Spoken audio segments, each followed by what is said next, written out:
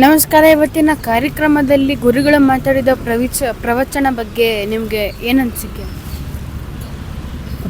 ಶ್ರೀ ಗುರುಭ್ಯೋ ನಮಃ.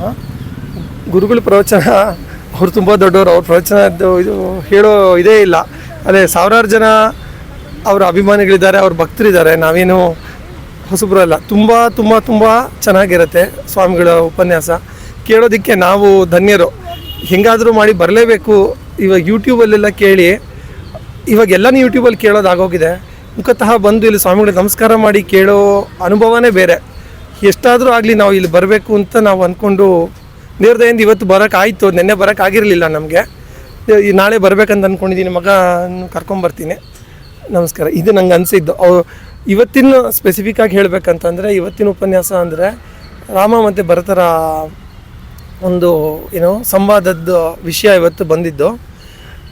ಇವತ್ತು ನಮ್ಮ ಸಮಾಜದಲ್ಲಿ ಮೇಯ್ನಾಗಿ ಎಲ್ಲರೂ ಒಂಥರ ಎಲ್ಲ ವಿಭಜನೆ ಆಗ್ತಾ ಇರೋದೇ ಜಾಸ್ತಿ ಇದೆ. ಎಲ್ಲರೂ ಒಬ್ರು ನೋಡಿದೊಬ್ರಿಗೆ ಆಗಲ್ಲ ಅನ್ನೋ ಇದರಲ್ಲಿದ್ದಾಗ ನಾವು ಇವರಿಂದ ಆದರ್ಶ ತೊಗೋಬೇಕಿದೆ. ಹಿಂಗಿರಬೇಕು.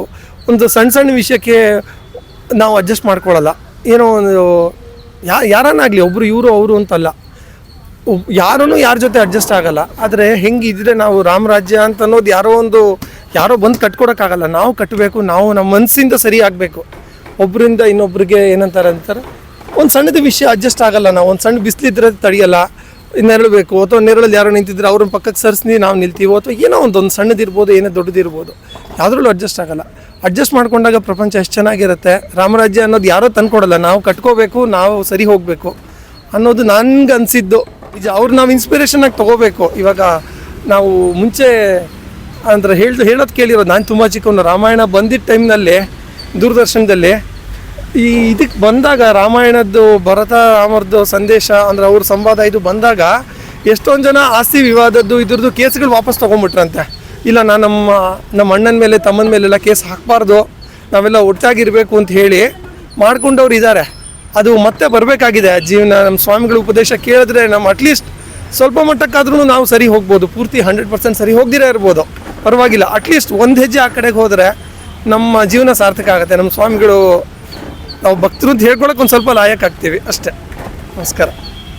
ಧನ್ಯವಾದ. ನಿನ್ನ ಹೆಸರೇನು? ಸಮರ್ಥ. ಇವತ್ತಿನ ರಾಮಾಯಣ ಬಗ್ಗೆ ಗುರುಗಳು ಹೇಳಿದ್ರಲ್ಲ, ನಿಮಗೆ ಇಂಟ್ರೆಸ್ಟ್ ಇತ್ತು? ಹಾಂ, ಭಾಳ ಇಂಟ್ರೆಸ್ಟ್ ಅನಿಸ್ತು. ನಾಳೆ ಬರ್ತೀಯಾ? ನಾಳೆನೂ ಬರ್ತೀನಿ. ನೀವೆಲ್ಲರೂ ಬನ್ನಿ, ಚೆನ್ನಾಗಿರುತ್ತೆ. ಒಂದ್ಸರಿ ನೋಡ್ಕೊಂಡು